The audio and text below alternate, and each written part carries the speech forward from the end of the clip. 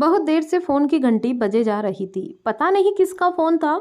फिजा उसे वक्त अपनी माँ के कपड़े बदलवा रही थी, इसीलिए बीच में से उठकर नहीं जा सकती थी।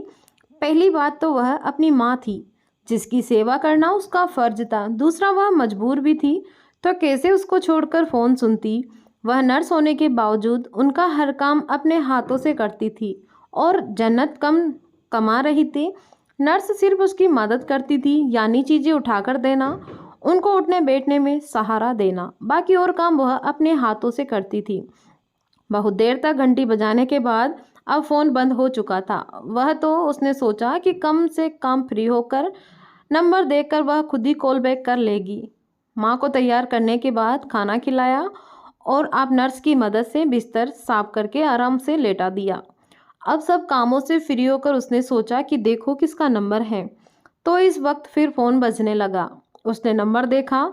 यह उसके शोहर शाहनवाज का फ़ोन था, जो लंदन में था। फिजा को लंदन से आए बहुत कुछ महीने हुए थे। शाहनवाज उसको बार बार फ़ोन करके वापस आने को कह रहा था, मगर वह अपनी माँ की बीमारी और मजबूरी की वजह से जा नहीं पा रही थी।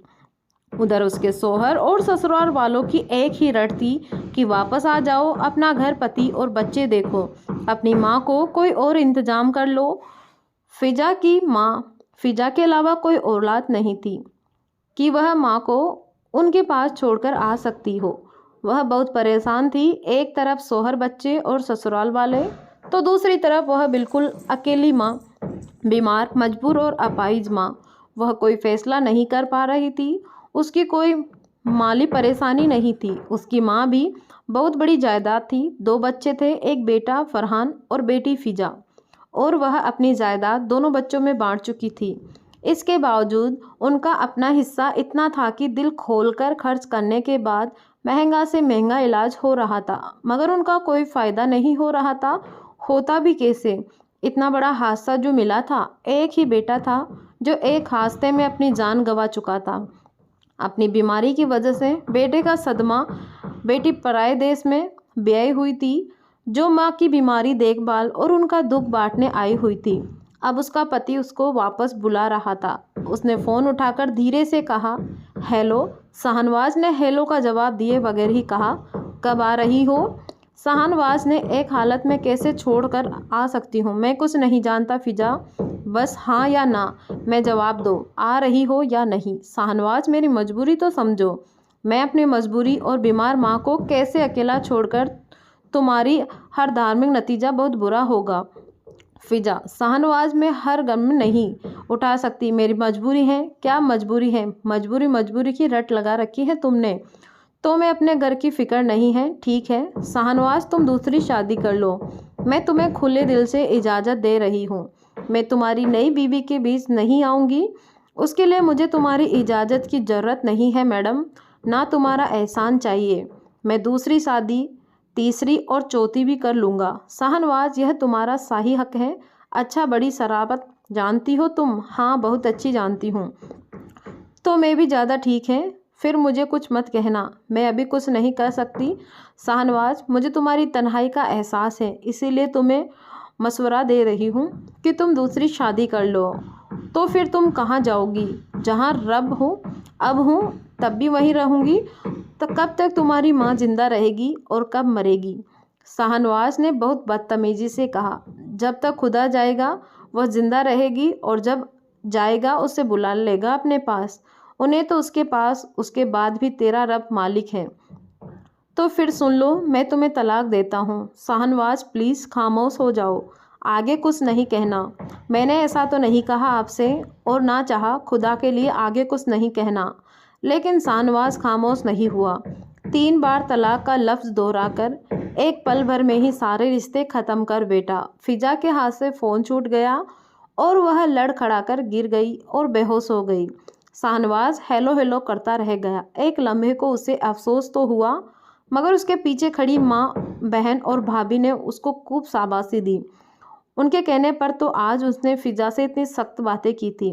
तुमने बिल्कुल ठीक किया शाहनवाज, अब करती रहे अपनी माँ की खिदमतें। ऐसी जिद्दी औरत का यही अंजाम होना चाहिए। शाहनवाज को परेशान देखकर उन्होंने फिर शैतानी भी और शाबाशी भी दी। उसे वक्त कितना हंस रहा होगा। जो काम उसको करना था इंसान ने कितनी आसानी से कर दिया। मियाँ बीवी के बीच रिश्तों को बहकाने में शैतान को बहुत बड़ा हाथ माना जाता है, मगर यहाँ तो शाहनवाज के अपने रिश्ते ने यह पाकीज़ा और मजबूर बंधन तोड़ने में बहुत बड़ा किरदार अदा किया था और अब उसकी बर्बादी पर खुशी मना रहे थे। किसी ने फिजा की मजबूरी को नहीं समझा। वजह यह थी कि फिजा जैसी अच्छी सीधी सादी बहू की सूरत में उनको मुफ्त की नौकरानी मिली हुई थी, जो सुबह से शाम तक एक पैर पर खड़ी सबके हुक्मरान थी। अब माँ को देखने के लिए हिंदुस्तान आई हुई थी। उन सबको फिजा की कमी महसूस हो रही थी। उनको सब कामों में तकलीफ हो रही थी और यहाँ फिजा की माँ की बीमारी मजबूरी में बदल चुकी थी। बेहतरीन इलाज होने के बावजूद भी उनकी हालत में कोई सुधार, कोई फर्क महसूस नहीं हो रहा था। अब तो वह चलने फिरने से होने के बावजूद अलावा अंधी भी हो चुकी थी। एक बेटे की मौत का हादसा नाकाबिले बर्दाश्त था और रो रो कर वह अपनी आंखें भी गंवा चुकी थी। फिजा सोच रही थी कि अच्छा हुआ माँ अपने होश में नहीं है, वरना मेरी बदमाशी का सदमा उनको जिंदा रहने नहीं देता। अब मुझे अपना गम भूलकर अपनी माँ की खिदमत करनी है, उनको संभालना है। साबिर साहब का घराना 4 लोगों का कायम था, मोहब्बत करने वाली खूबसूरत बीवी और 2 प्यारे प्यारे बच्चे, फरमान और फिजा। दोनों बच्चे उनकी जान थे। वह अपनी बीवी और बच्चों के साथ बहुत अच्छी ज़िंदगी गुजर रहे थे। माँ बाप उनके बचपन में गुजर चुके थे। उनकी परवरिश उनके माँ बाप के एक दोस्त ने सगे बाप की तरह की थी। उनके माँ बाप ने विरासत में सिर्फ एक मकान छोड़ा था, जो उनके मुंह बोले बाप ने उनकी शादी के बाद उनके हवाले कर दिया, जिसको बेचकर उन्होंने एक बड़ी सी फैक्ट्री खड़ी की, जो देखते ही देखते इतनी तरक्की कर गई कि वह करोड़ों में खेल रहे थे। रुपए पैसों की कोई कमी नहीं थी। महलनुमा बंगला, गाड़ी, नौकर चाकर, घर दुनिया की हर मेहनत थी। सनीमा बेगम उनके लिए बड़ी किस्मत वाली साबित हुई थी। सनीमा बेगम की जितनी शक्ल सूरत खूबसूरत थी, वैसे ही जिंदगी भी खूबसूरत गुजर रही थी। लेकिन यह किसी को नहीं मालूम था कि उनकी किस्मत की बस सूरती उन पर कितना बड़ा असर डालने वाली है। सनीमा बेगम बचपन किसी ने सौतेली माँ के जुल्म का शिकार थी। उन्होंने कभी उसका अच्छा नहीं सोचा। इसी वजह से ही साबिर साहब जैसे एक मामूली फैक्ट्री वर्कर के साथ शादी कर दी। मगर सौतेली माँ को यह कहाँ पता था कि शादी के बाद उसके शौहर पर किस्मत इतनी मेहरबान हो जाएगी, वरना वह अपनी सगी बेटी को उससे ब्याह ना देती। उन्होंने तो समीना की खूबसूरती से डरकर एक कर्मी से ही उनकी शादी कर दी। बहुत कम थी, जल्दी जल्दी रुखसत कर दिया। शादी के बाद समीना को उसके मुंह बोले माँ बाप ने जब उनकी अमानत उनके हवाले की, तो उन्होंने उनको बेचकर अपना बिजनेस शुरू किया। शुरू में तो लोअर और टी शर्ट का फैक्ट्री थी और देखते ही देखते गारमेंट्स की बहुत बड़ी फैक्ट्री में बदल गई और उनको बाहर के मुल्कों से भी ऑर्डर मिलने लगे और युवा अपनी मेहनत, ईमानदारी और अच्छी नीयत की वजह से बड़े बिजनेसमैन बन गए। हर कोई उनकी किस्मत पर रिस्क करता है। कितने थोड़े से अरसे में कितनी तरक्की कर ली। समीना बेगम के साथ उनकी किस्मत की आंख मिचौली चल रही थी। एक मामूली आदमी के पास ब्याह कर आई और उनको उनकी किस्मत से ऊंचाई पर पहुंचा दिया। उनको दुनिया की हर चीज़ हासिल थी, बहुत अच्छी ज़िंदगी गुजर रही थी कि अचानक उनका बुरा वक्त शुरू हो गया। अभी बच्चे बहुत छोटे थे कि सड़क एक हादसे में चल बसे और जमाने में यह बेसहारा हो गई। फिर खुद को कैसे जमानों की नज़रों से महफूज रखे, कैसे बेड़ियानुमा इंसानों से अपनी इज्जत बचाए, किस तरह लालची और दुश्मनी रिश्तेदारों से अपनी दौलत और बच्चों को बचाया, वह खैर एक लंबी कहानी थी। उन्होंने बड़ी समझदारी, अक्लमंदी से खुद को संभाला। बिजनेस के मामले में देखे, बच्चों को पढ़ाया लिखाया और बड़े धूमधाम से बेटे और बेटी की शादी की। बेटी ब्याह कर अमेरिका चली गई और बेटे ने बाप का बिजनेस संभाल लिया। दोनों बच्चे अपनी ज़िंदगी में बहुत खुश थे। दोनों साहब की औलाद थे। बेटी हर साल अमेरिका से माँ और भाई से मिलने आती तो खूब रौनक हो जाती। समीना बेगम अपने फ़र्ज बड़े अच्छे से पूरे कर चुकी थी। अब उन्होंने अपनी जायदाद भी अपनी ज़िंदगी में जीते जी दोनों बच्चों में बांट दी। अपने लिए सिर्फ एक छोटा सा हिस्सा रखा ताकि बच्चों की कभी मोहताज ना हो सके। सब कुछ बच्चों में बांट कर वह सुकून में हो गई, मगर शायद उनकी अभी आजमाइश बाकी थी। जवान और एक लौता बेटा अपने आप ही तरह ही छोटे छोटे बच्चों को छोड़कर जवानी में मौत का शिकार हो गया। ना कोई बीमारी, ना कोई टेंशन या डिप्रेशन, बस रब की मर्जी। समीना बेगम की दुनिया तो अंधेरा हो गई। उन्होंने तरह अपनी जवानी में बहू भी बेवा हो गई। यह बहुत बड़ा सदमा था। वह झेल ना सकी और बिस्तर पर पड़ गई। उनसे यह सदमा बिल्कुल भी बर्दाश्त नहीं हो सका। बेटे भी उनका गम बांटने लंदन से आई हुई थी, मगर वह अपना घर और बच्चे छोड़कर कब तक रह सकती थी। इसीलिए एक नर्स का इंतजाम करके वापस लंदन चली गई। इधर बहू ने अपनी इज्जत पूरी होने का भी इंतजार नहीं किया और अपना हिस्सा समेटकर उनको अकेला छोड़कर चलती बनी। समीना बेगम को फिर एक नया गम मिल गया। वह बिल्कुल अकेली हो गई। बहू ने बच्चों को भी मिलवाने से इनकार कर दिया। यह सब वे मजबूर थी। फिजा बहुत कोशिश की वह उनको अपने साथ लंदन ले जाए, मगर पता नहीं किस्मत को क्या मजबूर था। उनका वीज़ा नहीं लग रहा था। वीज़ा उनको इस हालत में छोड़कर नहीं जा सकती थी। जिस माँ ने कम उम्र में बेवा होने पर भी दुनिया वालों के सामने चट्टान बनकर अपने बच्चों की परवरिश अच्छी से की, और आखिर वह उसे माँ को अकेला कैसे छोड़कर जा सकती थी। मगर शाहनवाज और उसके घर वालों की जिद थी कि तुम वापस आ जाओ और अपनी माँ को किसी वृद्ध आश्रम में दाखिला करवा दो। तुम्हारी माँ के पास जो कुछ जायदाद में बचा है उनमें अपना हिस्सा लो और वापस आ जाओ, और अपनी माँ का हिस्सा उस वृद्ध आश्रम के नाम करवा दो ताकि वह उनकी देखभाल अच्छी तरह से कर सके। मगर फिजा उसके लिए बिल्कुल तैयार नहीं थी। वह अपनी माँ को इस हालत में छोड़कर जाने का तो सोच भी नहीं सकती थी। और आज इस सिलसिले में उसकी शाहनवाज से लड़ाई हो गई, जिसके नतीजे में शाहनवाज ने उसको तलाक दे दिया। और फिजा को समझ नहीं आ रहा था कि वह अपनी तलाक का शोक मनाए या माँ की मजबूरी पर आंसू बहाए।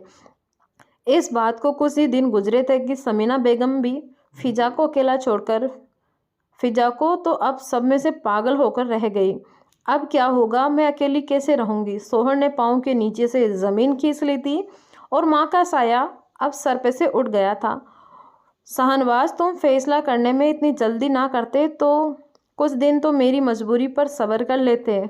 उस दिन पहली बार उसने दिल से शाहनवाज से शिकवा किया। शाहनवाज को उसके घर वालों ने उसका रिश्ता जो तोड़ चुका था, मगर उसका अपने बच्चों से तो रिश्ता था। वहाँ उनका बेटा था और वह अपनी माँ की काश अपने बेटे की माँ समझकर शाहनवाज उसकी माँ के लिए अफसोस कर लेता। वह अकेली रह गई थी, इसीलिए ऐसी बेतुकी सोच उसको परेशान कर रही थी। और फिर एक दिन उसकी सास और ननद का फ़ोन आ गया। उसकी माँ के मरने पर अफसोस कर रही थी, मगर नहीं, वह इंसानियत के नाते उसकी माँ का अफसोस नहीं कर रही थी, बल्कि उसको गलत साबित करके उसके रवैये पर इल्ज़ाम लगा रही थी। तुम शाहनवाज की बात मानकर वापस आ जाती तो अच्छा होता, लेकिन तुमने अपना सोहर, बच्चा और घर बार छोड़कर अपनी माँ की खिदमत की, फिर भी तुम्हारी माँ न बच सकी। क्या था अगर तुम हमारी बात मानकर अपनी माँ को किसी वृद्ध आश्रम में दाखिल करवा देती, तो तुम्हारा अपना घर तो नहीं टूटता ना। उनकी ज़िंदगी जब तक थी वृद्ध आश्रम में जिंदा रहती। अब तुम अकेली क्या करोगी। तुम्हारा सब कुछ ख़त्म कर दिया है। तुम हमेशा के लिए बर्बाद हो गई हो। और उसके ज़ख्मों पर नमक छिड़क रही थी। क्या शाहनवाज, तुम भी एक फ़ोन कर लेते, चाहे मेरी गलती पर इल्ज़ाम ही लगाते। बेशक तुम्हारा रिश्ता तो अब कायम नहीं रहा, मगर मैं इतने अरसे से तुम्हारी बीवी रही हूँ, तुम्हारे बेटे की माँ हूँ। इस रिश्ते से तुम मेरी माँ के मरने पर अफसोस के दो शब्द तो बोल देते। फिर उसने खुद को समझाया, मुझे ऐसा नहीं करना चाहिए। मेरा अब उससे कोई रिश्ता, कोई ताल्लुक़ नहीं है। और ताल्लुक़ तो उसकी भाभी ने भी नहीं रखा था। वह भी तो सास के मरने पर आई जरूर थी, मगर अफसोस करने नहीं, बल्कि बाकी जायदाद का हिस्सा मांग रही थी। वह जानती थी कि जिस घर में सास रहती हैं वह उन्हीं के नाम है, और उनके बेटे, बहू और बच्चों से रिश्ता नहीं टूटा था। वह अभी उनके बेटे की बीवी थी और उसके बच्चे उनके पोता पोती, इसीलिए उसका हक बनता था। तो फिजा ने भी घर बेचकर उनका हिस्सा दे दिया। बैंक में जो भी रकम थी उसका भी बंटवारा कर लिया। उसने दूसरा एक छोटा सा घर खरीद लिया, मगर अभी उसके हिस्से में बहुत कुछ आया था। उसको कोई मामूली परेशानी का सामना नहीं करना पड़ा, मगर तन्हाई का बहुत बड़ा रोक लग गया था। वह पढ़ी लिखी तो थी ही, इसीलिए उसने एक प्राइवेट स्कूल में जॉब कर ली, घर के कामों के लिए एक मेड रख ली, तो उसकी माँ की ज़िंदगी में उसके घर में थी। इस तरह उसने अपने अकेलेपन का इलाज कर लिया। ज़िंदगी में परेशानियाँ और मुसीबत तो होती ही रहती हैं, और उसने परेशान होने की बजाय अगर उसे निकलना का रास्ता ढूंढ लिया जाए तो ज़िंदगी गुजारना आसान हो जाता है। फिजा ने भी अपनी हिम्मत और हौसले से परेशानियों से छुटकारा हासिल कर लिया और अपने दुखों से समझौता कर लिया। जिंदगी भर सुकून होने लगी, मगर अभी उसे कभी कभी यह ख्याल आता कि खास शाहनवाज ने उसे तलाक नहीं दी होती, वैसा वह दूसरी शादी कर लेता, मगर उसे रिश्ता तो ना तोड़ता।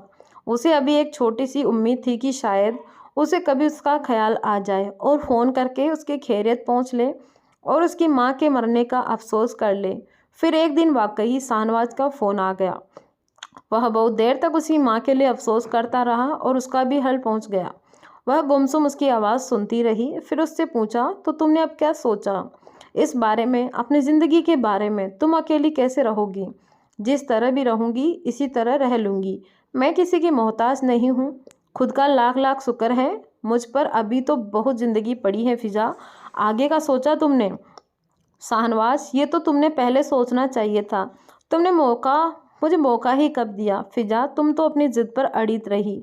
मैं मौका नहीं दिया, या तुम्हें मौके की तलाश में थी मुझसे पीछा छुड़वाने के लिए, और मैं ज़िद नहीं कर रही थी, मैं तो मजबूर थी।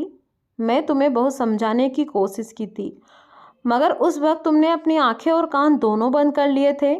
अब तो तुमने गुंजाइश ही ख़त्म कर दी। अब तो मुझे फ़ोन मत करना शाहनवाज। देखो, गुंजाइश तो अभी भी निकाल सकती हैं, हम अभी भी एक हो सकते हैं। तुम सारा नहीं जानती शाहनवाज, क्या कोई रास्ता नहीं, सहारा ही रास्ता सिखाया है। वह क्या? हलाला, तुम्हारा दिमाग खराब है? मैं यह कभी नहीं करूँगी। तो फिर यह करोड़ों की जायदाद कैसे अकेले संभालोगी? हो तो यह बात है। अभी तो मैं कहूँ, तुमने पहले मेरी बात क्यों नहीं मानी, ना ही समझी, बल्कि रिश्ता तोड़ने में एक मिनट नहीं लगाया। और इस वक्त मेरी माँ के मरने पर रस्मी तौर पर दो शब्द की भी तुमने तसल्ली की नहीं बोले। हालांकि तुम्हारा फैसला करने का कुछ दिन बाद ही मेरी माँ का इंतकाल हो गया था। मेरी बात समझकर कुछ दिन इंतज़ार कर लेते तो आज जाना कि हमदर्दी कैसे हो गई। मुझे और मेरी फिक्र सताने लगी। दरअसल मेरी दौलत देखकर तुम्हारी लाल टपकने लगी है। और देखो फिजा, अकेली औरत का तन्हा रहना बहुत मुश्किल है, फिर दौलतमंद औरत का अकेले रहना खतरे से खाली नहीं। शाहनवाज बगैर तो उसकी बात बुरा माने बगैर बोला, तुम मेरी फिक्र मत करो शाहनवाज, अब तुम मेरे कुछ नहीं लगते। मैं अपनी जायदाद ट्रस्ट के नाम कर दी। यह क्यों किया तुमने? तुम्हारा बेटा भी तो है ना, एक तुम्हारी जायदाद का वारिस मौजूद है। तुम मेरी और मेरे बेटे की फिक्र मत करो, वह तुम्हारा भी बेटा है और तुम्हारी ज़िंदगी है और तुम्हारी जिम्मेदारी भी है कि तुम हो ना उसके पास। तुम बहुत बेवकूफ़ी कर रही हो फिजा। मैं कुछ भी करूँगी, मेरे जायदाद पर तुम्हारा कोई हक नहीं है। मैं जीऊँ चाहे मरूँ, अब मुझे तुम्हें फ़ोन मत करना, मेरे लिए गैर रहम हो तुम। लेकिन मैं अभी तुम्हारा माइंड बन सकता हूँ, तुम मेरी बात गौर से सुनो। नहीं, बिल्कुल नहीं, वह कबूल नहीं। तुम एक बार फिर अच्छी तरह से सोच लो शाहनवाज, तुमने सोचने समझने का मौका ख़त्म कर दिया। मुझे तुमसे अब कोई भी बात नहीं करनी है। फिजा ने खुद इदामती कहा और फ़ोन बंद कर दिया। उसकी हालत में मजबूर बना दिया था, लेकिन शाहनवाज उसको आसानी से छोड़ने वाला नहीं था। कुछ दिनों बाद उसने फिर फ़ोन किया। हाँ, यह सोचा कि तुमने मैंने तो सोचा होगा, तुम्हें बता दिया है, मैं तुमसे कोई रिबा नहीं रखता चाहती, यह भी बता चुकी हूँ। तो फिर तुमने मुझे फ़ोन क्यों किया? मुझे तुमसे कोई बात नहीं करनी है। फिजा, खुदा के लिए फ़ोन बंद मत करना, मेरी बात सुनो। फिजा, खुदा के लिए फ़ोन मत बंद करना, मेरी बात सुनो। तुम इतने अरसे मेरी बीवी रह चुकी हो, तुम मुझे अच्छी तरह से जानती हो। मैंने जो भी कहा था गुस्से में कहा था। मैं तुम्हारी दूरी बर्दाश्त नहीं कर पा रहा था। मुझे तुमसे मोहब्बत, बहुत सारी मोहब्बत है। मैं तुम्हें बहुत अच्छी तरह से जान चुकी हूँ शाहनवाज, बस अब कुछ मत कहना। अगर मैंने कभी सोचा भी तो तुम्हारे लिए नहीं, बल्कि किसी और के लिए सोचूंगी। पहली बात तो मैं ऐसा कभी नहीं करूँगी, लेकिन अगर कभी दोबारा घर बसाना चाहा भी तो वह तुम तो बिल्कुल नहीं हो सकते। मैं किसी और से रिश्ता जोड़ लूँगी। आज में हुए दोबारा नहीं लाजमाया जाता। आजमाया हुआ आदमी कभी दोबारा नहीं आजमाया जाता, शाहनवाज को जलाने के लिए फिजा ने कहा। और तुम्हारे बेटे का क्या होगा? तुम उसको उसके हक से क्यों मार रही हो? शाहनवाज का गुस्से से बुरा हाल हो गया था। वह उसकी दौलत से इतनी आसानी से हाथ नहीं धोना चाहता था। अब उसे फिजा नहीं बल्कि उसके पैसों की ज़रूरत थी और फिजा बहुत अच्छी तरह से यह बात समझ गई थी। तुमने मेरे बेटे को बेशक मुझसे जुदा किया, मगर फिर भी वह मेरे रास्ते में है। मैंने उसके लिए वसीयत तैयार कर ली है। मुनाजिर वक्त पर उसको उसका हक मिल जाएगा। तुम चाहो तो मैं अभी उसके खर्च उठाने को तैयार हूँ, मगर तुम्हारे हाथ में तो बिल्कुल नहीं दूंगी। फिजा दूसरी शादी बिल्कुल नहीं करने वाली थी। हालांकि अभी वह जवान थी। उसने शाहनवाज को टूट कर चाहा था, मगर अब उसकी असलियत जानकर उसके दिल से मर्द नाम की जात उतर चुकी थी। रिश्ते तो पहले टूट गया था, अब क्या बाकी बचा था? अब उसे दुनियादारी सहारे की जरूरत नहीं थी। उसके लिए उसका रब ही काफ़ी था। जिस तरह उसकी माँ भरी जवानी में बेवा हो गई थी और रब ने उसको दिल लगा कर लिया, उसी तरह फिजा भी अपने रब से दिल लगा लिया था। अब उसे सिर्फ अपने रब को मनाकर रखना था। वह अपने आप को बहुत महफूज और मजबूर बना चुकी थी। अब उसे कोई ना डर था, ना खौफ, ना कोई परेशानी। जो रब का हो जाए, रब भी उसी का हो जाए। शाहनवाज दुनियावादी मेहनत में मसरूफ होने का मसरूफ उसे पछतावा हो रहा था कि काश उसने फिजा से जल्दबाजी में रिश्ता ना तोड़ा होता। इस वक्त वह अपनी दौलत पर ऐश कर रहा होता। यह बात सस्ती, कोई दुनिया न मिलने पर गम जुदा था तो कोई दुनिया बनाने वाले को पाकर खुश था।